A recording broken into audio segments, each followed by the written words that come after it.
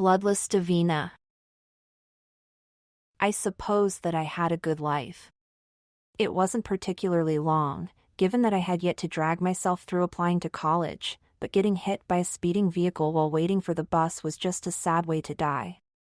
Not that anyone here would know anything about that, my former existence and my former death, that is. I've always been Hana to them.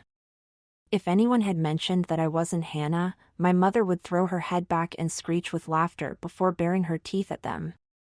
What do you mean she's not Hana? I gave birth to her. And my little brother would probably punch them in the face. No one talks shit about Hana-san.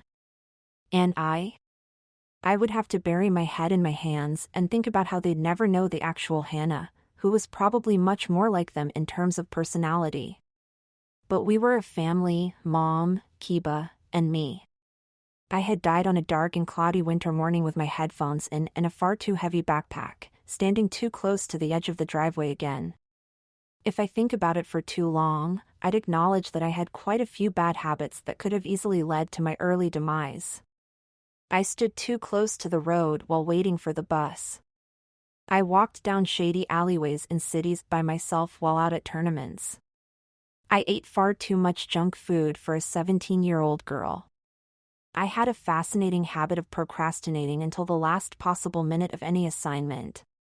And I had an obsession with dark and gruesome characters that could probably kill me in their sleep like Hannibal Lecter. It must be why I ended up here in the land where everyone, even the kids, could kill you with a sharp pointy thing with plenty of people who were dark and gruesome.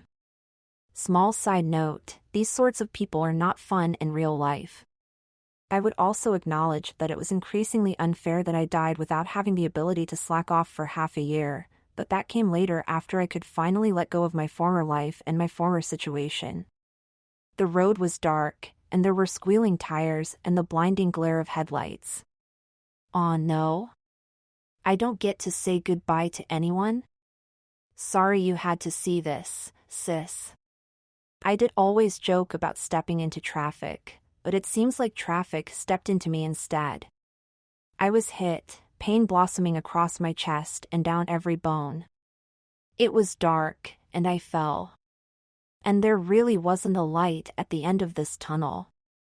I drifted, and I thought. Surely, my brain cells are dead by now? It doesn't take long given that I was hit front and center by a speeding car. Why am I still aware? Why am I thinking? Is this going to be my fate forever? Floating in a dark void? And then I was being squeezed and pushed. As it turns out, there's a light at the end of this tunnel after all. My vision was blurry, but I was definitely in a hospital with giants, because no way was I picked up and carried this easily. I was 17. I weighed 130 or so pounds.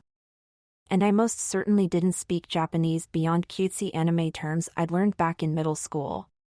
I did the only reasonable thing that anyone could do in that situation. I opened my mouth and wailed. It seems as though the car didn't completely crush my lungs.